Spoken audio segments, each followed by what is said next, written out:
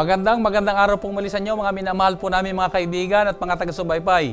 Kami po ay lubos na nagpupuri sa Diyos sa kadahilanan po ng nagpapatuloy na mga tinatanggap namin mga balita na marami po mga pinagpapala pa ng Panginoon sa kadahilanan ng kanila pong patuloy na mga pagtunghay dito sa ating programang Oras ng Pag-aaral.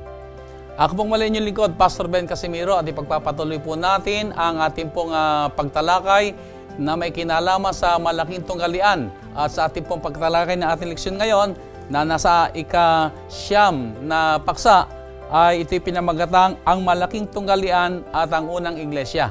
At sa pagtalakay natin ito ay muli natin makakasama si Pastor Ilioma. Welcome, Pastor. Nagagalak ako, Pastor, na pangunahan nating muli ang pag-aaral at nawa patuloy na ibayo pang pagpapala ang tanggapin ng ating mga taga-subaybay. Ako po'y natutuwa mga kaibigan at hayaan po ninyo po sana na akin pong tangi pong mabati ang ating pong mga kaibigan sa Australia na naparito po ng isang araw lamang at ipinabot sa atin ang kanilang hangaring makadaupang palad kami rito. At sa inyo po lahat na mga nanonood sa Australia, purihin ang Panginoon at napakarami po sa inyo ang patuloy na pinagpapala ng ating Panginoon. Purihin po ang dakilang pangalan ng ating Panginoon. Bago po tayo magpatuloy sa ating pagtalakay ng salita ng Panginoon, ay tayo po ay minsan pang dadako sa ating panalangin. Pangunahan tayo ni Pastor Ilioma. Tayo po ay manalangin. Mapagmahal naming Diyos na nasa mga langit, sa oras na ito ay dumudulog kami sa inyong luklukan ng awa upang minsan pa ay sumalok ng mga pagpapala at kaalaman na magdadala ng kapanatagan sa aming mga kaluluwa. Panginoon, bigyan niyo kami ng karunungan sa pagtalakay ng paksang aming pag-uusapan at tatalakayin. Nawa ang Panginoong Hesus ang maging sentro nito at ang inyong salita ang magiging batayan upang ang lahat ng aming mga pagbubulay-bulayan at tatalakayin ay magiging pagpapala, magdadala ng kaalaman at pangunawa sa lahat ng aming mga taga-subaybay. Ingatan po ninyo kami na huwag magkasala sa aming pagpapahayag ng inyong salita sa pangalan ng Panginoong Hesus. Amen. Amen. Maraming salamat, Pastor, sa ating pong pagpapatuloy. Ay napakalagang ating pong manuwaan ang malaking tunggalian at kung paanong ito ay nagaganap sa buhay ng ating mga kapatiran sa unang iglesia. Dito po ay makikita natin na nagkaroon ng mga maling akala o kaisipan tungkol sa pagdating na ating Panginoon Hesus at sa kanyang mga misyong ginampanan dito sa lupa. Pero napakahalaga na ating pong kilalanin na tayo po ay magpasakop sa ating Panginoon. Hayaan natin siyang gumabay sa ating kaisipan at kung ano ang kanyang mga panukala ay hayaan po nating maging karanasan at tayo po ay kanyang aakayin sa pagtatagumpay. Pastor, napakaganda nitong ating susunod talatang makita natin sa Aklat ng Gawa, Kapitulo 4 sa talatang 13. Ganito bang wika? Nang makita nga nila ang katapangan ni Pedro at ni Juan, at pagkatalastas na sila'y mga taong walang pinag-aralan at mga mangmang, ay nangagtaka sila at nangapagkilala nila na sila'y nangakasama ni Jesus. Pastor, dito nakita natin na mayroong mga pagpapahayag ang mga alagad tungkol lang sa ating Panginoon Jesus. At mayroong mga turo siya na laban doon sa mga pangkaraniwang pagkaunawa ng mga tao, kagaya ng mga sadusyo. Pero hindi nila malabanan itong mga alagad. Bagamat alam nilang walang pinag-aralan, hindi naman sila talaga yung mga theologians o hindi sila yung mga abogado sa kanilang panahon, pero hindi nila malabanan ang katotohanan. To the point na kanila na lamang ginagawa ang pighatiin sila, pagbawalan sila, pero wala silang lakas. Bakit? Ang isang dahilan dito ay nakita nilang bakit nagkaganon sila? Ganon katapan, ganon sila ka-powerful magsalita. Sapagkat nakasama nila ang Panginoon. Tama yun, Pastor. Yun na napakagandang karanasan dito. Yun ay napakagandang kaisipan ng ating leksyon. Ang susing talata ay binubuksan ang ating pananaw na hindi yung dami ng ating kaalaman, hindi yung mataas na pinag-aralan o ano pa mang mga bagay, kundi kilala ba natin ang Panginoon at tayo ba'y nakaulayaw niya, nakasama ba natin siya, at yung kanyang mga aral ba ay naging bahagi ng ating buhay at tayo ba'y binago nito. Pero Pastor, hindi naman karaka-raka, gano'n na naging karanasan ng mga alagad noong panahon ng Pentecoste. Bago dumating yung Pentecoste, bago dumating yung pagbuo sa kanila ng Banal Espiritu, ay itong mga alagad ay meron talagang mga, sabi natin, maling pagkaunawa o maling kaisipan o sabi natin mga balakid na hinarap ng ating Panginoong Hesus. bago sila, itong mga alagad ay nagamit niya makapangyarihan. So ano ba itong mga balakid na ito na hindi kagad makapangyarihan sila nagamit ng Panginoon? Mula pa nang tawagin ng ating Panginoong Yesus yung 12 alagad na pinag-aralan natin noong nakalipas na linggo, ay ating mapapansin na karamihan sa kanila ay nakatunghay doon sa kanilang karanasan, physically, at yung sitwasyon na kinalalagyan nila na sila ay nasa ilalim ng pagkaalipin ng mga Romano o yung mga imperyo ng Roma. Sila ay pinag-uusig, pinipigati, at ginagawang mga alipin at kinakawawa sila. Kaya ang kaisipang naroon sa kanila ay ang haring darating, ang tagapagligtas, ay yung magpapalaya sa kanila doon sa oppression o doon sa pagpapahirap nitong imperyong ito na nagpapahirap sa buong kaharian din ng Huda at ng Israel. Ibig sabihin ay, ang akala nila ay iahango na sila sa kapangyarihan ng Roma at sila maghahari na at itong kapangyarihan ng Romang ito na kasalukuyang umaalipin sa kanila sa kanilang panahon na yon ay mawawala. Pero hindi yun ang panukalan ng Panginoon. Ang akala nila, ang ating Panginoong Yesus ay isa lamang din sa mga hari na kagaya ng unang panahon nila Herodes at ng Julius Caesar doon sa Roma na itatayo niya yung kanyang kaharian at kaya nga sila ay nag-aagawan kung sino ang nasa kanan at nasa kaliwa, sino ang magiging alalay niya at sino ang uupo sa kanyang gabinete. Ito pa nga yung naging isang malaking balakid, Pastor? Kasi nung magkaroon sila ng maling kaisipan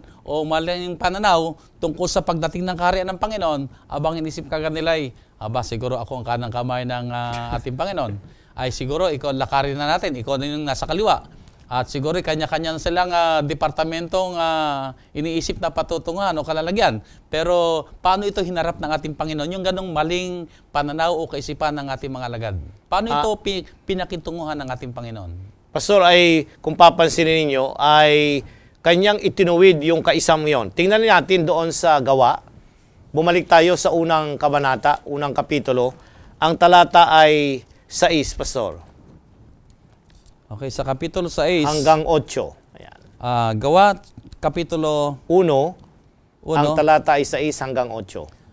Tinanungan siya nila ng sila'y nangagkakatipon, na nangagsasabi, Panginoon, isasaulo mi baga ang kaharian sa Israel sa panahong ito? At sinabi niya sa kanila, hindi ukol sa inyo ang pagkaalam ng mga panahon o ng mga bahagi ng panahon na itinakda ng Ama sa kaniyang sariling kapamahalaan. Datapwat tatanggapin ninyo ang kapangyarihan pagdating sa inyo ng Espiritu Santo at kayo'y magiging mga saksi ko sa Jerusalem at sa buong Judea at Samaria at hanggang sa kaulilihang hangganan ng lupa. Pastor, mapapansin natin dito na sa talatang 6, naroon yung notion na binabanggit natin, yung kaisipan na mali, na ibabalik yung kaharian. Ano bang kaharian yun? Yung kaharian ng David, yung Davidic kingdom na maghahari, mamumuno, at sila yung paglilingkuran. Subalit, ang ating Panginoon, hindi yun ang kanyang idinil dito eh. Kanyang itinawid ang kanilang kaisipan, kanyang pinatnubayan yung kaisipan nila na ang Diyos, mas gusto niya na sila'y mapuspos ng banal na Espiritu. Na pagka natanggap nila ang banal na Espiritu, magliliwanag ang kanilang kaisipan, mauunawaan nilang mabuti kung ano yung gampanin na kanilang gagampanan dito sa kanilang gawain na tinawag ng Panginoon na kanilang babalikatin sa kapanahonang ito. So Pastor, nakita natin dito ngayon yung parang maling pagkaunawa o maling kaisipan o sabihin natin na yung mga balakid na kaya hindi kagad sumulong ang kaharian ng Panginoon ay nandoon yung mga pansarili nilang iniisip na kapakanan. Pansariling kaginawahan mula doon sa oppression nga ng Roman Empire at pagkatapos yung mga pansariling interest na kagustuhan nila at sila pinakitunguhan ng ating Panginoon. Pero Pastor, kung ating mapapansin pa ay yung ano bang ginawa ng pagbuhos ng banal na Espiritu at nagkaroon ng malaking pagbabago? Sa Kapitulo 2, Pastor, ating baybayin. Ang Kapitulo 2, ang talata ay 2 at 3. Pastor, baybayin natin, isama muna ang talatang 1 hanggang 3. At nang dumating nga ang araw ng Pentecostes, silang lahat ay nangagkakatipon sa isang dako. At biglang dumating mula sa langit ang isang ugong na gaya sa isang humahagibis na hanging malakas at pinuno ang buong bahay na kanilang kinaupuan. At sa kanila'y may napakitang mga dilang kawangis ng apoy na nagkabahabahagi at dumapo sa bawat isa sa kanila. Narito, Pastor, yung ipinangako. Ito yung pangako na ibibigay niya ang kanyang banal na espiritu upang magdala ng pagkaunawa doon sa misyong kanilang gagampanan. Talagang pagkatapos na umakyat si Jesus sa langit, talagang hindi totally na alam nila yung notion kung ano yung kanilang gagawin. Kaya nga ang sabi ng Panginoon, maghintay kayo. Hindi niya sila pinahayo kaagad at sabi ay pumunta na kayo, kayo'y magdalaw, mag-Bible study. Hindi Hintayin ninyo, ang sabi niya, ang banal na espiritu. At nang ito'y ibuhos na, pagkatapos ng Pentecostes, ito yung ika-50 araw na ito yung sineselebrate doon sa Lumang Tipan. Pagkatapos na sila lumabas sa Ehipto at ibigay ang kautusan ng Diyos ay 50 na araw yon, Pastor. So 40 days, narito ang Panginoon. After 40 days, may dagdag pang 10 araw. 10 araw na sila sama-sama. Sama-samang nagtitipon at hinintay nila ang banal na espiritu. At nang bumaba ang banal na espiritu, ito yung kapangyarihang ipinangako na magbibigay sila ng pangunawa at ng direksyon sa kanilang gagampanang tungkulin sa pagbubuo ng itong unang iglesia na sila yung pundasyon na ginamit at ang ating Panginoong Yesus yung nagtatag. Pastor, nakita ko rito yung pagkabuhos ng banal na espiritu ay iti nagbibigay kapangyarihan sa kanila na maipangaral ang ebanghelyo. Ang sabi nga rito, mula sa Jerusalem hanggang sa ito'y isang bayan ng Judea. Hanggang sa buong probinsya ng Judea at pagkatapos pupunta sila sa karatig pang probinsya, itong Samaria at hanggang sa kalulihang hangganan ng lupa. Na ang kinakita rito, Pastor, ay para maganap yon ay kailangan talaga mawala yung tinatawag nilang masamang pag-iisip. Yung tinatawag ng mga prejudices. Kasi kung ating pag-aralan ay merong prejudice itong mga Hudyo sa mga Hentil. At basta hindi Hudyo ay ayaw nila. Pero dito pinag-utos sa kanilang humayo, ibig sabihin ay naunawaan nila ngayon, isa-isang tabi nila yung mga prejudices na yon. Mapapansin natin dito sa aklat ng mga gawa, Pastor, na sa unang 12 kapitulo ay ayaw nilang pansinin ang mga Hentil. Pero pagdating na ng kapitulo 13 hanggang sa huli, pumasok na si Pablo na siyang ginamit ng Diyos para lalong mapaunawa sa kanila na ang lahat ng tao ay kinakailangan makatanggap ng pabalita ng kaligtasan. Hindi lamang para sa mga Hudyo.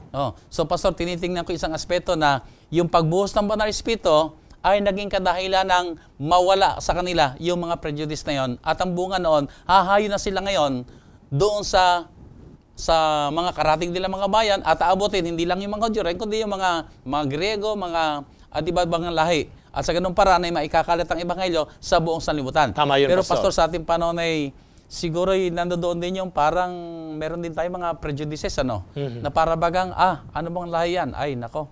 Ibang kulay. Ibang kulay, mahirap yan. Hindi basta tatanggap yan, O kaya naman ay yung status sa lipunan, Nako, mayaman yan. Ang isip niya ni puro magpakayaman lang. Hindi nila paglalaanan ng salita ng Panginoon. Kung minsan meron tayong ganun din mga prejudices, Pero ito nga yung sa pagbuhos ng banal na espiritu ay naunawaan nila na hindi dapat ganon, kundi sila ay magpasako sa Panginoon at maunawaan natin na lahat ng tao ay kinamatayan ni Kristo. Anumang ugali yan, anumang tao yan ay pinagmamalasakitan ng Panginoon at hinahangad niya na sila rin magkaroon kaligtasan sa pamamagitan ng mensaheng ating dadalhin sa kanila. Tama yun, Pastor. Kaya nga napakabuti na sa pasimula nitong aklat ng mga gawa, dito rin itinatag yung unang iglesia. So mapapansin natin na pagkatapos nitong Pentecostes na ito ay nangaral na sila ng unang pangaral. Kaya nga, ang tawag nating mga Adventista ay ito yung unang ulan. Yung Pentecoste, ito yung sumisimbolo ng karanasan ng pangangaral sa pamamagitan ng unang ulan. Ano ito? Yung pangkalahatan, yung conversion, ito yung maraming mga tao ang mahihikayat. At ito'y mauulit-ulit. Pagdating natin sa bago magwakas ang kasaysayan ng sanlibutan, tatapusin naman ito ng huling ulan at yun yung huling ulan na ibubuhos para ang pabalita ng kaligtasan tanggapin ng lahat ng tao na tumanggap ng pabalita na nais tumugon sa pag-ibig at pagpapatawad ng Diyos. So, Pastor, atin lang muling i-review lang, Anong ang ating Panginoon Jesus ay narito ba at paalis na siya, doon niya binigay yung Great Commission. Pero hindi niya sinabing karakarakay, pumunta na kayo.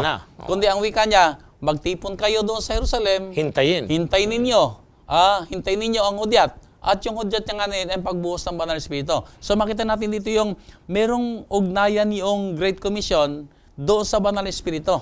So kapag ito ngayon ay narito ang gawain, narito ang kapangyarihan, tayo ngayon ay maaari ng makagawang makapangyarihan. Tama yun, so Pastor. paano pa natin makita na yayamang ibinuhos ng Banal na Espiritu ay makakagawa na tayo ng itong Great Commission na ito ay atin na maipasa sa katuparan. Pastor, yung pagbuhos ng huling ulan, ito yung guarantee na tayo ay tinawag ng Diyos na pagkatapos na tayo'y baguhin mula sa ating mga kasalanan, meron tayong kapangyarihan. Kasi pwedeng sabihin ng mga tao ay sino ba yung nangangaral na yan? Kilala naman natin yung mga taong yan. Pero yun yung kapangyarihang nagbigay sa kanila. Sila yung mga ordinaryong mga mangingisda. Sabi nga doon sa binasa mong talata kanina, sa susing talata natin, mga mangmang at walang mga pinag-aralan. Pero meron silang katapangan na ipahayag ang katotohanan sapagkat ito yung kapangyarihang ibigay ng Diyos sa kanila. Pastor, ito siguro isang personal na katanungan gusto kong dalhin natin sa ating mga kaibigan, mga taga-subaybay.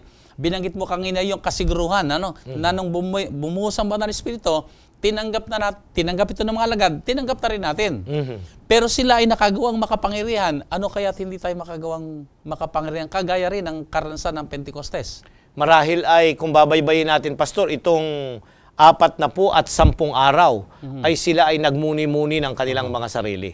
Tinignan ang kanilang ugnayan sa bawat isa. Napakaganda kung babaybayin natin kung anong ginawa nila dito. Siguro may silusan din sa mga alagad nung unang panahon. Hindi lang talagang siguro. Talagang sila ay nagkakaroon ng bakit yan ay napakalapit kay Jesus? Bakit yan lang ba ang kayang magpagaling? Kagaya ni Pedro. Pero dito mapapansin natin na yung mga alagad, tinanggal yung mainggitin, tinanggal yung pagmamalaki, tinanggal yung pagiging mas mataas dahil siya ay mas maraming kaalaman at mas malapit sa Panginoon, kundi ang tingin nila naging pantay-pantay. Nangangailangan sila ng kaligtasan, pero sa pamagitan din nila, pwedeng ibigay ang pabalita sa kanilang pagsaksi. So masasabi natin, Pastor, na yung kanilang karanasan ay pwede rin natin maging karanasan. Pero meron tayong mga paghahanda rin kinakailangan gawin. Nakagaya ng 10 days na yon na kanilang mga pagbubulay-bulay, pagmumuni-muni, pagsisiyasat ng kanilang mga puso, at ang dalangin tanggapin na nilang Banal na Espiritu upang kumagkagayon, makapangyarihan silang magamit ng Panginoon. At ito po ang hamon namin sa ating mga taga-subaybay. Ibinuhos na po ang Banal na Espiritu. Pero makapangyarihan na po ba siya nakakagawa sa ating mga buhay? Marahil ay inaakay tayo ngayon ng Banal na Espiritu na magkaroon tayo ng mga pagmumuni-muni. Talaga bang tayo ay nakahanda ng magtalaga sa Kanya? Ibigay ang buhay natin sa Kanya. Magpagamit sa Kanya. At sa pamamagitan ng Kanyang kapangyarihan ay tayo po ay magamit sa nagtatapos na gawain ng ating Panginoon. So tayo po inaanyayahan ng Panginoon na ibigay natin ating mga sarili, maglaan tayo ng panahon. Kung nararamdaman po natin naroon pa yung mga pagmamalaki, ay siguro ito ang sandaling inaakay tayo ng Panginoon, magpakumbaba tayo. Kung nasa atin yung pagiging, sasabihin natin na madamdamin o yung madaling masaktan, o yung mapaghinala, o yung makamakasarili, ay ito yung sandali marahil na tayo ay inaakay ng Panginoon, magbulay-bulay na tayo. At malaon na naghihintay ang ating Banal na Espiritu na siya'y magharing lubos sa atin at mabigyan tayo ng kapangyarihan. Tama yun, Pastor. So, Pastor, din sa ating pag-aaral ay, kung titingnan natin sa aklat ng mga Gawa, Kapitulo 2, ay dito yung pagbuhos ng Banal na Espiritu, ang mga alagad ay nagsalita sa iba't ibang mga wika. Now, paano natin ito ngayon ihahalin tulad o ikukumpara dito sa karanasan sa Genesis Kapitulo 11 na sa panahon ng ang tore ay tinataas, yung tore ng Babel, ay doon naman ay nagsalita rin sila ng iba't ibang mga salita. Pero nagkagulo. Ayan, maganda siguro balikan natin yung Gawa, Pastor, kasi yun ang ating tinatalakay. Tsaka natin ihambing ang dalawang tagpong ito sa banal na kasulatan. Talatang 5 hanggang 15, Pastor. May mga nagsisitahan nga sa Jerusalem na mga Hudyo, mga lalaking relihiyoso, na buhat sa bawat bansa sa ilalim ng langit.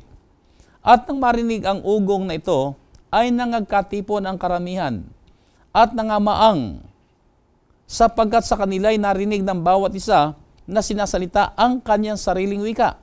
At silang lahat ay nangagtaka at nagsipanggilalas na nagsasabi, narito, hindi baga mga Galileyong lahat ang mga nagsisipagsalitang ito? At bakit nga narinig ng bawat isa sa atin ang ating sariling wikang kinamulatan? Tayong mga Parto at mga Medo at mga Elamita at ang nangananahan sa Mesopotamia, sa Judea at sa Cappadocia, sa Ponto at sa Asia, at sa Phrygia at Pamphylia, sa Egypto at sa mga sakop ng Libya na karatig ng Cyrene at mga nakikipamayang galing sa Roma, mga Hudyo at gayon din ang mga naging Hudyo, mga Cretense, mga Arabe, ay nangaririnig nating nagsisipagsalita sila sa ating mga wika na mga makapangyarihang gawa ng Diyos. At silang lahat ay nangagtaka at nangalito na sinasabi ng isa sa kaisa, anong kahulugan nito? Datapwat ang mga iba'y nanganglilibak na nagsasabi, sila'y puno ng bagong alak. Datapwat pagtindig ni Pedro na kasama ang 11 ay tinaas ang kanyang tinig at sa kanila'y nagsaysay na sinasabing, kayo mga lalaking taga-Judea at kayong lahat na nangananahan sa Jerusalem, na mga alaman nawa ninyong lahat ito at inyong pakinggan ang aking mga salita, sapagkat ang mga ito ay hindi mga lasing na gaya ng inyong inaakala, yamang ngayoy oras na 3 lamang ng araw. Pastor, narito ang tagpo. So, tanghali ito. Sila ay narinig nila, naroon sila sa harapan ng templo at sila ay nagkakatipon kasi selebrasyon ito Pentecostes. Isa ito sa mga piyesta na dinadaluhan ng maraming mga Hudyo na galing sa iba't ibang dako at may dala pa silang mga kasama na mga taga-ibang mga lupa. At sabi nito, Pastor, ito ay nasa ikatlong oras lamang. Ibig sabihin ay, sa kanilang oras yun ay alas 9 ng umaga. So, hindi sila mga lasing. Hindi. Now, papansinin natin dito, Pastor, na nagsalita sila doon sa kanilang wika na Hebreo. Pero nang marinig ito ng mga tao na galing sa mga taga-ibang ibang mga salita, narinig nila doon sa kanilang lingwahe. Ito yung speaking in tongues ng Biblia. Totoo po yan. Kasi merong ibang pangunawa ng speaking in tongues eh. Ang sa Biblia ay magsasalita ka sa iyong lingwahe, pero maririnig noong mga tagapakinig sa kanilang lingwahe. So hindi yung tagsasalita ang magsasalita ng iba't ibang wika. Kasi yun ang dinidiin ng iba eh. Ibig sabihin sa sarili niyang wika, magsasalita siya, pero yung nakikinig ng iba-ibang mga bansa, doon maiintindihan niya nila sa kanilang sariling wika. So kasi iba yung kaisipan na magsasalita ng ibang wika, hindi ka naman marunong ng Roma, ng Christian, ng Porto, kung ano pa man. Hindi eh. Hindi ka pwede nun. Nababaguhin ka lang banal na espiritu. Hindi ganun ang banal na espiritu eh. Kundi, magsasalita ka, pero dahil ang salita nila ay iba, maiintindihan nila ito sa kanilang lingwahe. Ito yung speaking in tongues ng banal na kasulatan. Ito yung nangyari na yung iisang pabalita, bagamat iba't ibang wika, naintindihan ang pabalita ng kaligtasan, yung ipinangangaral na Kristo na namatay at nabayubay at muling nabuhay, ito yung dinala nilang pabalita na naunawaan ng lahat na magalak nilang tinanggap. Pastor, siguro ibigyan ko lang ng konting kasi konting salita kasi may mga iba kasing grupo ang sabi nila, nag-i-speaking in tongues. Yeah. Na hindi natin naintindihan ang kanyang salita, pero speaking in tongues kayan. Pero hindi gano'n ang salita ng Panginoon eh. Hindi Pag nag-speaking in tongues, nauunawaan mo kung ano yung sinasabi niya sa sarili mong lingwahe. So ibig sabihin ko iko'y Pilipino at ako halimbawa isang Espanyol o ko isang Griego, ay magsalita ka sa lingwahe ko, sa Pilipino, naintindihan ko sa aking sariling lingwahe naman. So, merong pagkaunawa. Pero sinasabi kasi ng iba, kailangan mag-speaking in tongues. Kaya lang, siya lang nakakaintindi niyan. Wala nakakaunawa. Ang purpose nitong speaking in tongues, kaya sila nagkaroon ng glossolalia, ito yung term na ginagamit, ay sapagkat nais ng Diyos na yung mga taong naroroon ay maintindihan ang pabalita ng kaligtasan. Yun yung main purpose. Kaya ka magsasalita at maintindihan sa kanilang mga wika sapagkat gusto ng Diyos na maintindihan, hindi yung ikaw lamang ang may kaloob, na ikaw lamang ang sinyalis na tumanggap ka ng banal na espiritu. Mali yun. Yun kasi pa na iba na yan kang ebidensya na meron kang Holy Spirit. Pero hindi naman naintindihan. Hindi naman naintindihan. So, hindi ito ang pagbuhos ng banal na espiritu sa panahon ng Pentecoste. Hindi para ipaalam sa tao na ikaw may banal na espiritu. Kundi para dahil sa misyon. So, bakit ka nag-speaking in tongues? Kasi merong misyon na gagampanan. At kinakailangan maintindihan ng mga tao yung sinasabi mo na mensahe. Hindi para ipatunayan lang sa tao na ikaw ay merong kaloob ng banal na espiritu. Hindi. Okay. So, ngayon, ulitin natin, paano natin ihalin tulad o ikukumpara doon sa karanasan sa Aklat ng Heneses na nagkaroon din ng iba't ibang mga salita na sila. Ayan, Pastor, papansinin natin na nagsimula ito na iisa ang wika. Tama? Sa Kapitulo 11 ay mapapansin natin na dumating yung ng Genesis ay mapapansin natin na siguro tunghayan natin, Pastor, ang Genesis Kapitulo 11. Aha. Dito sa Kapitulo 11, Pastor, ito na yung pagkatapos ng baha. Ang baha ay gusto ang sabi ng Panginoon, kumalat kayo sa buong sanlibutan, pero ang wika nila ay hindi. Masasama-sama tayo at tayo magkagawa ng mata sa tore kasi baka muling bumaha. Talatang 5, Pastor. Ating baybayin hanggang 9. At bumaba ang Panginoon upang tingnan ang bayan at ang muog na itinayo ng mga anak ng mga tao. At sinabi ng Panginoon, narito, sila'y iisang bayan at silang lahat ay may isang wika. At ito ang kanilang pinasimulang gawin. At ngayon nga'y walang makasawata sa anumang kanilang balaking gawin. Hali kayo, tayo bumaba at diyan din ay ating guluhin ang kanilang wika, na anupat sila'y huwag magkatalastasan sa kanilang salita. Ganito ang pinanabog sila ng Panginoon mula riyan sa ibabaw ng buong lupa at kanilang iniwan ang pagtatayo ng bayan. Kaya ang pangalang itinawag ay Babel, sapagkat doon ginulo ng Panginoon ang wika ng buong lupa. At mula roon ay pinanabog sila ng Panginoon sa ibabaw ng buong lupa. Pansinin natin, Pastor, na ang kanilang itinatayo ay paghihimagsik laban sa Diyos. Narinig na nila ang pangako pagkatapos ng baha na hindi na muling gugunawin ang lupa ng baha. Pero hindi nila pinaniwalaan. Kaya si Nimrod nagsimulang pangunahan ang pagtatayo ng isang malaking muog hanggang sa langit. Pero anong ginawa ng Diyos? Dahil sa kanila, ito yung simbolo na dahil sila'y nagkakaisa ng salita, kaya nga, ang paghihimagsik nila ay na-express dun sa kanilang salita. Kaya nga, ang opposite nito, Pastor, ay pansinin niyo, yung doon sa Kapitulo 2 ng Gawa, ay magkakaiba ang wika. Ginamit ng Diyos yung marami nilang wika na maunawaan yung pabalita. Dito naman, ginamit ng Diyos yung pagkakawatak-watak ng ibang mga wika para hindi sila magkaintindihan na ipagpatuloy yung kanilang paghihimagsik laban sa Diyos. Ibig sabihin dito sa Aklat ng Genesis, Kapitulo 11, makita natin dito yung panukala ng tao na laban sa panukala ng Diyos. Tama yun. So para hindi sila magpatuloy doon, ay binulabog ng Panginoon ang kanilang salita at hindi sila magkanuan. Pero dito sa Aklat ng mga Gawa, sa pagbuhos ng Pentecoste, iba-iba ang mga lingwahe ng tao, iba-iba mga salita, pero gumawa ang Panginoon na maunawaan nila ng iba't ibang mga wikang ito ang mensahe ng Panginoon na sila ay magpasakop sa ating Panginoon. Tama yun, Pastor. So, paano natin makita ngayon ang kapangyarihan ng Banal Espiritu na nag-impluensya sa mga tao na sila ay kumilala sa Diyos? Ayan, kung papansinin natin, Pastor, ay dun sa Gawa, Kapitulo 2, kung babalikan natin, Pastor, ay mapapansin natin na dalawa ang nangyari nung pagkatapos na mangaral ang Apostol Pedro sa Kapitulo 2, dalawa ang nangyari. Unang-una, sila'y nagsisi sa kanilang mga kasalanan. So, napatawad ang kanilang mga kasalanan. So, yung kapangyarihan ng Diyos na ipakita sa magitan ng impluensya, sa magitan ng pangangaral nila Pedro, na naunawaan ng maraming tao, napatawad, humingi sila ng tawad sa kanilang mga kasalanan. So, ibig sabihin nito, Pastor, naakay ang tao sa pagsisisi sapagkat dumating ang Banal Espiritu na gumawa sa puso ng mga tao. Tama yun. Na kung hindi magaganap yun, ay walang pagsisisi, walang pagsisisi na magaganap. Kaya tama yung sinabi ng Banal na Kasulatan, ang pagsisisi ay sa Diyos. Ibig sabihin ay, hindi maakay ang tao na magsisi kung hindi dahil sa Diyos na gumawa at inakay siya na magsisi. Tama yun, Pastor. At ang ikalawang side nito ay nabago yung kanilang mga tigang na puso. Gamitin natin yung matigas na puso nila. Ang punto rito ay maganda yung dinidiin ng ating leksyon, Pastor.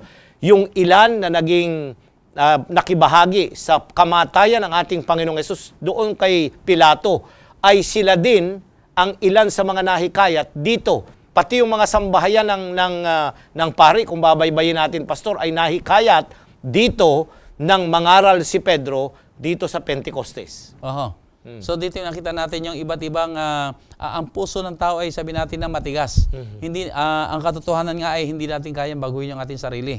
Kaya kung minsan sinasabi na may mga kasabihan na baguhin mo yung anak mo, o baguhin mo yung asawa mo. Ay ito imposible maganap kasi hindi natin kayang baguhin ang ating mga puso. Maliban na lang na ang Banal Espiritu ay kumilos, humimok At sabi nga, i-convict tayo ng pagbabago, doon nagaganap ngayon. Pag ninasa natin yung pagbabago at naroon yung kapangyarihan ng Banal na Espiritu, magkakaroon ng pagbabago. Pero naisin mo man ang pagbabago, kung walang Banal na Espiritu, ay wala rin mangyayari. Tama yun, Pastor. Kaya Manaka pa nga, magmamatigas pa ang puso ng kaya tao. nga dito sa malaking tunggalian, mapapansin natin na nais ng Diyos na baguhin yung tao. Yung namang kabilang side, gusto niyang patigasin ang puso. Sumalit sa kapangyarihan ng Banal na Espiritu, yung taong yaon na makakarinig ng pabalita at ng pabalita ng kaligtasan ay tutugon upang siya ay mabago ng tuluyan at magpasakop sa Diyos. Pastor, tingnan natin ngayon yung malaking tunggalian na nagaganap dito. Na samantalang si Pedro ay nagsasalita, may mga tao namang nahihimok ang puso at nababago. Pero meron din mga puso na salip na mabago ay lalong tumitigas. Para bagang, sabi nga Pastor ay, yung same na init ng araw ay maaring tumunaw sa kandila at maaari rin magpatigas ng clay. Ay magkakaibang epekto. So, dito na, paano natin ipapaliwanag dito ang pagpasok ng tunggalian sa pagharap ni Pedro dito sa mga Sadusyo? No, papansinin natin, Pastor, na katatapos lang ng pangangaral sa Pentecostes. Marami ang nahikayat. Pero yung mga tao na tumutuligsa, kagaya nitong sekta na tinatawag nating Sadduceo, Kapitulo 4, talatang 1 hanggang 5, Pastor. Ating baybayin. Kapitulo 4, talatang 1 hanggang 5. ganito ang wika. At nang sila'y nangagsasalita pa sa bayan, ay nagsilapit sa kanila ang mga saserdote at ang puno sa templo at ang mga Sadusyo. Palibasa ay totoong nangabagabag sapagkat tinuruan nila ang bayan at ibinalita sa pangalan ni Jesus ang pagkabuhay na maguli sa mga patay. At sila'y kanilang sinunggaban at kanilang ibinilanggo hanggang sa kinabukasan sapagkat noon nga'y gabi na. Datapwat marami sa nangakarinig ng salita ay nagsisampalataya at ang bilang ng mga lalaki ay umabot sa mga 5,000 at nangyari ng kinabukasan na nangagkatipon sa Jerusalem ang kanilang mga pinuno at ang mga matanda at mga eskriba. Yan. Pastor, napansin natin dito na ito rin yung mga tao na tumutol sa Panginoong Hesus nung siya nagtuturo sa templo. Narito yung saserdote, puno ng templo at mga Saduseo. Itong grupong ito yung mga taong hindi naniniwala sa muling pagkabuhay. Kaya ganun na lamang kahigpit yung kanilang paglaban sa mga aral na sinasabi ng mga alagad. alagad. Ito'y sasalungat sa kanilang mga paniniwala. Tama yun, at kung Pastor. hayaan lamang nila ang pangangaral ng mga alagad, ay baka mawala ang kanilang samahan ng grupo na hindi naniniwala sa muling pagkabuhay. Tama yun, Pastor. At kung minsan, ganito rin ang nangyayari. Pagka narinig at tayo nangangaral, marami ka ng karanasan, kung marami na rin karanasan, pag pumunta tayo isang dako at merong pananampalataya na doon sa lugar na ating pinuntahan, ang resistance ay galing doon sa mga leader Hindi naman doon sa mga membro kundi sa mga leader. Bakit? Pag nagpatuloy silang nakinig, ay ano ang mangyayari? Mababago yung pananaw at kaisipan at pangunawa nila, iiwanan yung kanilang itinuturo at papanig doon sa itinuturo na mas mabuting pabalita. Kaya Pastor nga, nabanggit mo, may mga karanasan tayo. Ako sa aking mga pangangaral na karanasan ay pagka dinalaw ko yung mga tao, sabihan to sila na huwag sasama o huwag makikinig ng ating mga dalang aral sapagkat kung sila magpapatuloy nga sa pakikinig ng ating mga mensahe dinadala, ay iisa nga ang kanilang patutunguhan. Kapag naniwala sila sa sinasabi ng Banal na Kasulatan, ay talagang maaakay sila sa ating pananampalataya. Tama yun, sapagkat Pastor. yun ang ating pananampalataya dinadala ay pawang mga nakasulat sa Banal na Kasulatan. Tama Pero yun. kung may mga aral na hindi ibinigay ng Banal na Kasulatan, ay talagang gagawin nila ang paraan para mapigilan ang kanilang mga miyembro. Dahil kung hindi, ay baka mawawalan nga sila ng mga miyembro. At itong karanasan ng mga Sadusyo. Now, Pastor, paano ginamit ni Satanas ngayon ang mga Sadusyo para mapigilan ang gawain ng ating Panginoon? Ay, Pastor, sapagkat sila ay ma-impluensya. Ito yung mga mayayamang kaanib ng political party noong panahong iyon at ng priestly, ay ginamit nila ang kanilang impluensya para ang mga alagad na nangangaral ay hulihin, ipiit, at parusahan at tumigil. Sila'y pinagbantaang tumigil sa kanilang pangangaral.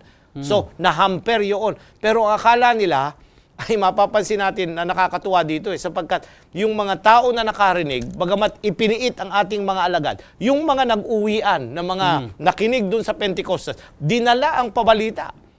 At lalo na naging katibayan pa nung sila ay hulihin at pagbawalan. Nagkaroon ng consciousness ang tao. Bakit mo pagbabawalan nga naman yung mga yan? Kung totoo sa kanila, ay kaya mapapansin natin yung payo ni Gamaliel later, sa panahon ni Pablo na ay hindi mo pwedeng pigilan yan. Kung yan ay galing sa Diyos, magpapatuloy yan. Hindi mo kayang pigilan yan. Pero kung yan ay nagsimula lamang sa tao at ang aral nila hindi totoo, ay mamamatay yan in a natural death. So, Pastor, ito isang napakalaking hamon din sa ating mga tagapagdala ng balita. Na huwag tayong ma-discourage. So, sa ating mga nakakaalam na katotohanan at naramdaman natin tayo inaatasan ng Panginoong humayo at ibalita, ibahagi ang katotohanan. Kung iniisip natin may mga sasalungatin tayo, may mga hadlang sa atin, huwag tayong matakot. Sapagkat kung ipahintulot man ng Panginoon ang ilang mga pag-uusig sa atin, pero marahil ito ipinapahintulot ng Panginoon sapagkat maaaring sa ikabubuti ng kanyang banal na gawain. Kagaya halimbawa ng mga alagad.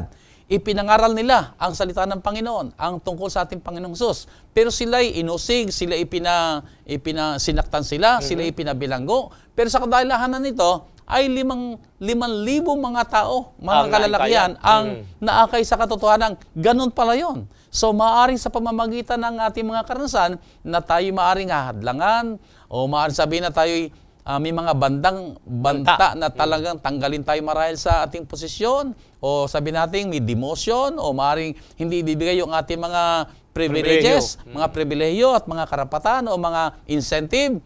Pero huwag po tayong matakot sa mga gayong mga bagay sapagkat ang higit na mas mahalaga, ang Panginoon ay sumasa atin at tayo na sa Panginoon. Amen. Kung gagawin po natin ang kalooban ng Diyos, tiyak po ang ating pagtatagumpay. Kung ahayaan po natin ang banal na Espiritu ay umakay sa atin, aakay niya po tayo sa matapat na paglilingkod at pagiging isang matapat na saksi ng ating Panginoon. Pastor, dito sa ating karanasan sa ating mga pag-aaral ay binabanggit dito ngayon yung nangaral si Apostol Pedro sa panahon ng Pentecoste. Pagkatapos noon ay gumawa rin ng pangangaral itong si Esteban, na isa sa mga diakonong hinirang ng mga alagad. Pero magkaiba yung naging tugon, magkaiba yung kanila naging karanasan. So, paano natin papaliwanag ito, Pastor? Siguro tunghayan natin yung mga talata, Pastor, kasi hindi naman natin nabasa kanina. Kapitulo 2, ang talata ay 37 hanggang 41. Ito yung pangangaral ni Pedro at anong naging tugon ng mga tao. Nang marinigan nila ito, ay nangasaktan ang kanilang puso at sinabi kay Pedro at sa ibang mga apostol, "Mga kapatid, anong gagawin namin?" At sinabi sa kanila ni Pedro, "Mangagsisi kayo at mga bautismo ang bawat isa sa inyo sa pangalan ni Jesucristo sa ikapagpapatawad ng inyong mga kasalanan at tatanggapin ninyo ang kaloob ng Espiritu Santo. Sapagkat sa inyo ang pangako at sa inyong mga anak at sa lahat ng nangasa malayo, maging ilan man ang tawagin ng Panginoon natin Diyos sa Kanya. At sa iba pang maraming salita ay nagpatotoo siya at nangaral sa kanila na sinasabi, magsiligtas kayo sa likong lahing ito. Yaon niyang nagsitanggap ng kaniyang salita ay nangabautismuhan. At nangaparagdag sa kanila ng araw na yon ang may 3,000 kaluluwa. Pastor, napakaganda, no? 3,000 ang napadagdag na kaluluwa. Hindi po kaluluwang yung lumulutang, ha? No. Ito yung mga tao. Sa banal na kasulatan kasi, pagka binanggit yung kaluluwa, tao ay ito yung tao. Yung kabuuan. Hindi ito yung para baga may espiritu na naglalakbay. Kasi, hindi yun. Ito yung kagaya natin. Linawin natin, Pastor. Tayo ay tinatawag ng banal na kasulatan kaluluwang buhay. Kaluluwang buhay. At wala namang pastor na nabanggit sa banal na kasulatan na kaluluwang patay. Ayan. So pansinin natin, napakaganda ng bunga. Tumugon positively yung mga tao nung marinig ang pangangaral ni Pedro. Pero, nang mangaral si Esteban, at ito ay yung pangangaral niya kasi ay hinusgahan na siya at ginawa ng istorya at isinuplong. At kaya hinuli siya. At ang kanyang pangaral nasa setting na siya pinag-uusig na at malapit ng patayin at batuhin. Kapitulo 7, ang talata ay 54. 7:54. Nang marinigan nila ang mga bagay nito, ay nangasugatan sila sa puso at siya'y pinagnalitan nila ng kanilang mga ngipin. Okay. Yung mga kanina, nasugatan din ang puso. Pero, nagpakumbaba at nagpasakop sa pabalita. Dito, hindi. Nasaktan, Nasaktan, pero lumaban. Yan. Ang ginantihan si Esteban. Oo. Okay? Ibig sabihin, yung tagapagdala ng mensahe ay siyang kanilang inatake. Oo, inatake. So, papansin natin dito, Pastor, na titingnan natin doon sa paksang ating tinatalakay, ito yung malaking tunggalian. So, anong side ang pinili ng mga tao? Na marahil sasabihin natin ay, bakit naman pinag-usig nila at pinagbabato si Esteban hanggang siya mamatay? Sapagkat nakibahagi sila doon sa panukala ng dyablo na pigilan ang pangangaral at hindi tanggapin ito na baguhin ang kanilang mga buhay. Yung katugunan nila ay huwag pahintulutan na yung pabalitang narinig nila, baguhin ang kanilang mga buhay at magkaroon sila ng kapanatagan na ang Diyos ay nagpapatawad at tatanggapin niya ang lahat ng mga tao. Hindi. Kundi kinamuhian nila, nagalit sila, nagngalit ang kanilang galit ay ganoon na lamang hanggang sa kanilang kinuha sa kanilang mga kamay ang buhay ni Esteban, ang unang Kristiyanong martir. So, Pastor, sa ganitong karansan ay ano ang ating gagawin kung hindi natin makita ang mabuti na bumangon mula sa isang masamang pangyayari gaya ng karansan ni Esteban? Ayan, Pastor. Kasi kuminsan, Pastor, sabi natin, nako, pinatay. Ay tigil muna siguro tayo. Oo. O sabi nga ay magpalamig muna tayo. O lumipat muna tayo sa ibang lugar. Ay sa ganitong karansan, sabi natin merong hindi magandang pangyayari. Ay ano ang ating gagawin? Now, Pastor, unang-una ay pasakop tayo sa Panginoon na alam niya ang pinakamabuti para sa lahat. Maring sabihin natin, mabuti ba yung nangyayari kay Esteban? Sasabihin ko, Pastor, siguro sa unang tingin na hindi. Pero napansin ninyo na yung kamatayan ni Esteban at yung kanyang pagsaksi na hanggang sa huling sandali ng kanyang buhay ay nagtapat siya sa Panginoon. Bumago ito sa puso ni Saulo, ni Pablo later. At yun, nanatili sa kanyang kaisipan na itong taong ito mamamatay na, babatuhin na, ay naniniwala pa rin siya sa Kristo na siya ang Mesiyas na magdadala ng kaligtasan sa lahat ng mga tao. Hindi yun nalimutan ng mga taong iyon.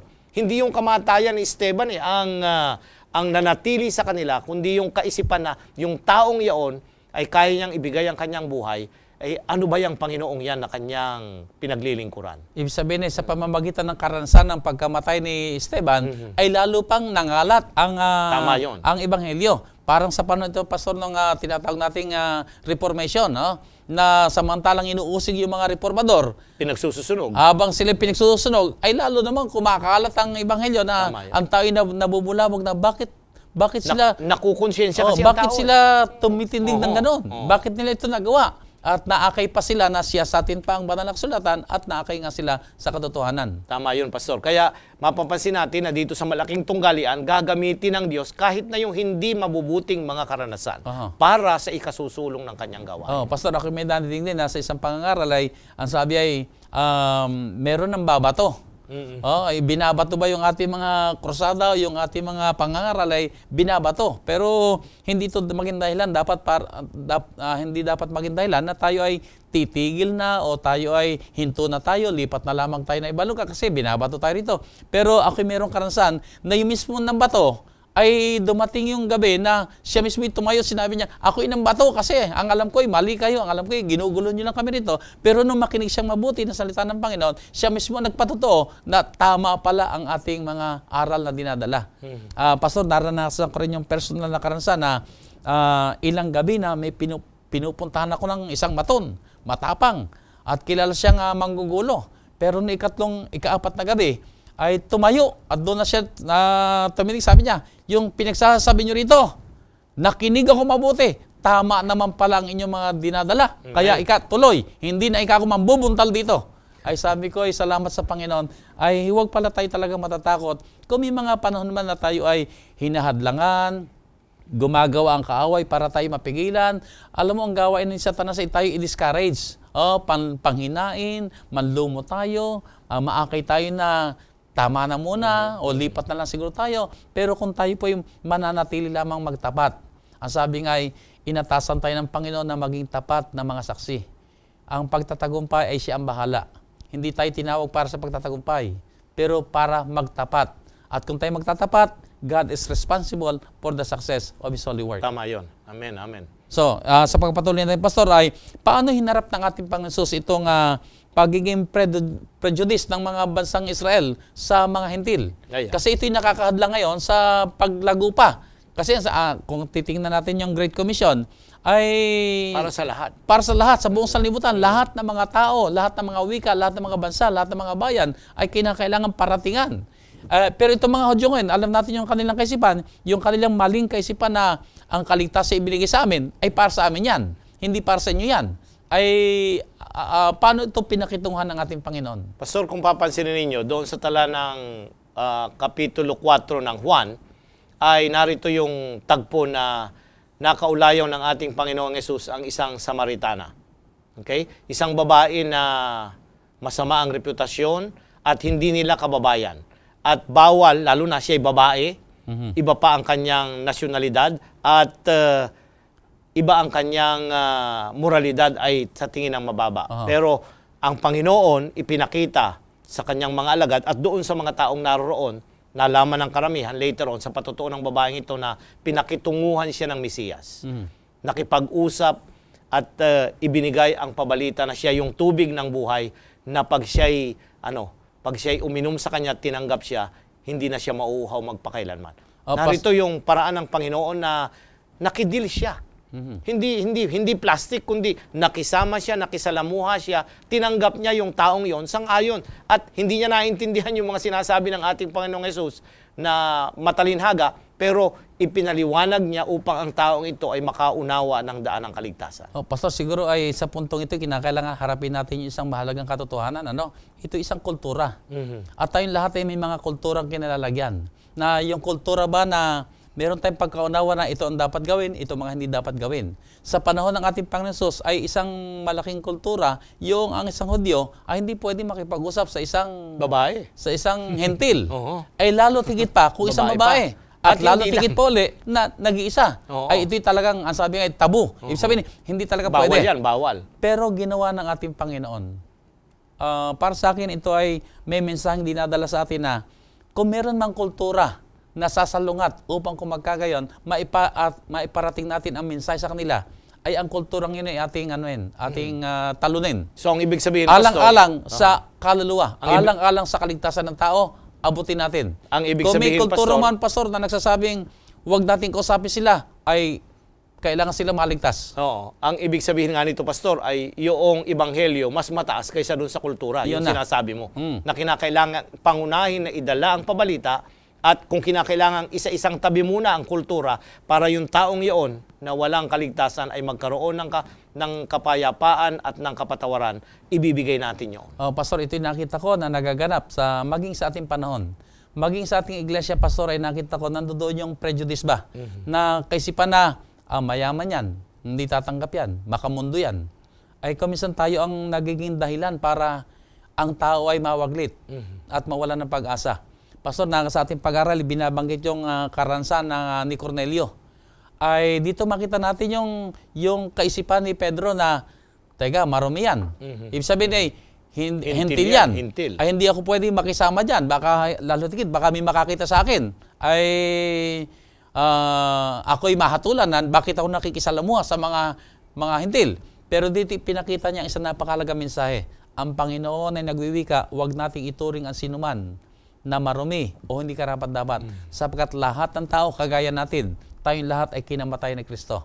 So walang mayaman, walang mahirap, walang sinasabi natin babae o lalaki, alipin o laya, anuman ang kanilang katayuan sa lipunan, ang tao ay nangangailangan ng tagapagligtas. At tayo, bilang mga katiwala ng Panginoon, mga saksi, sumaksi tayo na hindi namimili ng tao, ng lahi, ng wika. Kung sino man ang dalhin ng Panginoon sa atin, magkaroon ng pagkakataon, sumaksi tayo na ipahayag natin sila man ay kandidato sa langit kung sila mapadala natin ng pabalita ng kaligtasan. So, Pastor, dito sa ating pag-aaral ay paano natin mapagtatagumpayan itong yung mga prejudices na yon na ating nagiging karansan na sabi natin na meron tayong pagtatangi rin magtatangi rin tayo na pinipili lang natin na ito lang ako'y para lamang sa mayaman siguro. Ay, siguro pang mahirap lang ako. O siguro sabi natin, ako'y pang Metro Manila o pang syudad. Ay, ikaw naman siguro pang bundok lang. Yung mga ganun bang kaisipan, sabihin na natin na, meron din talaga tayong damdamin na, Hindi ko type yung mga taong ito. Hindi ko sila hindi ko sila makakasundo. May mga ganito mga prejudices. Paano natin ito mapagtatagumpayan? Unang-una sa lahat, Pastor, ay kinakailangan yung pag-ibig ni Jesus sa lahat ng tao. Yun din ang ating madama. Na mahal niya ang lahat ng tao. Kung nagtangi siya, kagaya ng siya pumunta rito, tayong mga Pilipino ay hindi niya na minahal at Hudyo lang nga ang kanyang mamahal at ililigtas, kawawa naman tayo. Pero ang ibig sabihin, minahal niya ang lahat ng tao. Namatay siya para dito. Kaya nga, unang-una, yung pag-ibig ni Jesus dapat nasa ating mga puso. At ang panghuli na nais kong idiin, Pastor, ay ilagay natin ang kanilang katatayuan sa ating katatayuan. Kung hindi tayo magbibigay ng pagkakataon na ibigay ang pabalita sa kanila, anong mangyayari sa kanila? Balik rin natin yung sitwasyon. Kung tayo ang kanilang nasa kanilang lugar, ito yung tinatawag na don't judge a person until you wear his moccasins. Sa ibang salita, Pastor, ay kung ikaw yung iniligtas ng Panginoon at ako yung sabi natin na wala pa sa Panginoon, magkaibigan tayo, magkasama tayo. Siguro tayo ay sabi natin magkasama sa opisina o sabi natin tayo magkaibigan o magkabarkada, pero tuloy lang ang ating pagsasama na meron kang kaligtasan, ako'y walang kaligtasan, pero wala man akong mapakinggan sa iyo tungkol sa aking kapahamakang tinatahak. Samantalang ikaw naman ay Sabat after Sabat ay tuloy-tuloy ka sa pagpupuri sa Panginoon na meron kang katiyakan ng kaligtasan, pero hindi man lang ako makarinig mula sa iyo, ay sasabihin ko talagang unfair yan. Sapagkat naturingan tayo magkaibigan, bakit ikaw naligtas, ako'y napahamak? Ay ibig sabihin hindi mo man lang ako pinagmalasakit. Pero marahil iniisip mo naman siguro na, ang kabarkadang ko to, hindi makikinig to, makasalnibutan nito Ang isip nito ay puro kalukuhan. Hindi to, baka kantsawan lang ako nito tungkol sa kaligtasan. Pero yung ganong kaisipan ay ito yung tinatawag natin ni prejudice tayo. Na wala ka man lang malasakit sa akin. Samantalang alam mong ang tinatako ay kapahamakan. So siyempre, kung ako'y maaaring magdamdam, at maaaring sa huling araw, pag dumating ang Panginoon, ay sasabihin kong, abay, may kaibigan akong nakakaalam, pero hindi man lang niya kasi ako binahaginan. Hindi man lang niya ako binigyan ng pagkakataon na makaalam ng kaalamang kanyang tinataglay.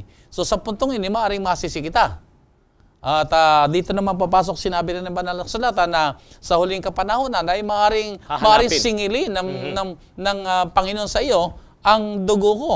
Sapagkat ako'y napahamak na wala kang malamang ginawang hakbangin. Tama yun, Pastor. Kaya nga yung mapanganib yung prejudice, kaya ito idiniin ang ating leksyon Dahil yung pagiging prejudice natin, pwedeng mapahamak ang ilan o karamihan sa mga taong lagi nating nakakasama sa araw-araw. Ito isang katotohanan, Pastor. Kagaya ng sinabi mo, mahirap. Yung ating prejudices nito, actually ito yung mahirap nating alisin sa atin. Paglabanan. Mahirap paglabanan sapagkat ito yung mga gawi o sabi natin ugali na hindi natin basta matanggal. Pero posible sa kapangyarihan ng Banal na Espiritu. Kagaya ng karanasan ng ating pinag-aaralan ng unang iglesia, meron silang mga prejudices na yan. Pero nang dumating ang Banal na Espiritu, hinimok sila, ay napagtagumpayan nila yung mga prejudices na yun. At katunayan ay ang tala ng Banal na Kasulatan ay sa kanilang panahon, yung unang henerasyon na yun ng Kristyanismo, ay ipangaral sa kanilang kapanahonan.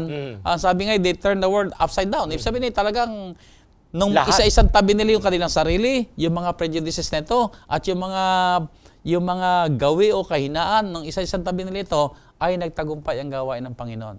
At ako'y naniniwala, ganon din sa ating panahon. At ito ang isang mensahe na nais kong dalhin sa ating mga kaibigan, mga taga-subaybay. Kung atin lamang pong isa-isang tabi ang ating mga personal na mga prejudices, at ating hilingin na ang Banal na Espiritu ay makapangyarihang gumawa sa ating mga buhay, gagamitin niya tayo at masasaksihan niyo ang tagumpay ng gawain ng ating Panginoon.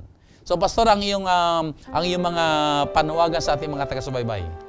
Napakabuti po ng leksyong ating tinakay na ang malaking tunggalian ay nagpapatuloy. Nang itatag ng Panginoong Hesus ang kanyang unang iglesia, ang kanyang mga alagad na iniwanan dito sa lupa ay nagkaroon din ng mga ganitong mga karanasan na prejudice, namimili ng tao. Subalit, nang dumating ang Banal na Espiritu at sila ay puspusin ito, unti-unting nawala ito. Minahal nila ang lahat ng mga tao, bata, matanda, mahirap, mayaman, may katungkulan, Romano man yan o Hintil, ano pa man yan. Nasa ilang, kung nasaan man sila, ay kanilang ibinigay ang pabalita ng kaligtasan. Ito ang nais ng Diyos. sa ating pakikihamok dito sa malaking tunggalian. Gampanan natin ang ating tungkulin, Pastor. Mamuhay tayo ng may kabanalan, ibahagi ang katotohanan sa lahat ng tao, lahat na ating nakakasalamuha. Hindi natin kayang abutin ang lahat ng tao, pero kung bawat isa sa atin, yung mga taong nai-impluwensya natin sa araw-araw ay ating ibibigay ang pabalita sa kanila, mas marami ang magkakaroon ng posibilidad na maligtas sa magitan ng biyaya kay Kristo Jesus. Maraming salamat, Pastor, at alalahanin po natin ang dakilang tunggalian o malaking tunggalian ay patuloy po nagaganap maging sa ating sariling puso, na tayo po ay inaakay na ma-prejudice sa mga tao. At kung mapagtagumpayan man natin ito sa kapangyarihan ng Banal na Espiritu, ang kaaway tuloy-tuloy pa rin gumagawa upang yung mga tao namang ating dinadala ng pabalita ang ma-prejudice sa atin. Pero huwag po tayong matakot. Gawin lang po natin may katapatan ang ating gawain at ang Banal na Espiritu, idalangin natin kung paano siya gumawa sa ating mga buhay, ay ganon din makagawa sa kanilang buhay ang Banal na Espiritu. At hangarin natin, idalangin natin, sila rin ay magtagumpay, kagaya ng ating pagtatagumpay, at tayong lahat po mga kaibigan ay magkasama-sama na maging handa sa pagdating natin Panginoon at maging handa sa pagsalubong sa Kanya. Tayo po'y dumako na sa ating panalangin. Dakila at mahal po namin Diyos, maraming salamat po sa pag-aaral na ito na amin pong natunghayan. Kayo ang siyang nangungusap sa bawat isa amin. Kayo ang naghayag ng inyong mga katotohanan, ng inyong mga hangaring kami po Panginoon ay magpasakop sa inyo at sa kapangyarihan ng Banal na Espiritu, kami po ay makapangyarihan yung magamit sa inyong nagtatapos na gawain. Tuloy-tuloy nga po kami Panginoong nagpapasakop sa inyo. Kayo ang nakakaalam at nakakakilala sa bawat isa amin. Hangad namin, O Diyos, ang pagtatagumpay. Hangad namin, O Diyos, ang maging kasangkapan po niyong gagamitin sa inyong nagtatapos na gawain. Narito, Panginoon, iniaalay namin sa inyo ang aming mga puso at pag-iisip, ang aming buong kaluluwa, O Diyos, ipinapasakop sa inyo. Maghari kayo lubos sa bawat isa sa amin. At ngayon, O Diyos na banal, ipatong po ang inyong makapangyarihang kamay sa ulo ngayon ng lahat po namin mga kaibigang na nakatunghay ngayon sa programang ito. Pagharian sila, O Diyos, ng inyong banal na Espiritu. Puspusin sila ng inyong banal na Espiritu. Himukin niyo po kami, Panginoong, araw-araw ay lumapit kami sa inyo, magpasakop sa inyo. Tanggapin namin ang banal na Espiritu at ang kami maging kasangkapan lamang niyong ginagamit sa inyong nagtatapos na gawain. Salamat po, dakilang Diyos, sa katiyakan ng pagtatagumpay. Salamat po, Ama, sa katiyakan. Kayo po at ang inyong banal na kalooban ang naghahari sa bawat isa amin at nanagana sa amin ngayon ang inyong mayamang basbas. Alang-alang po ang lahat sa dakila at banal na pangalan ng aming Panginoong Hesus. Amen. Muli po mga kaibigan, maraming salamat po na kami inyong sinamahan dito sa ating ginawang pagtalakay ng salita ng Panginoon dito sa programang Oras ng Pag-aaral. Managana po kayong patuloy sa kabutihan at kasaganaan at kagalakan ng ating mahal na Diyos na pinaglilingkuran. God bless you all.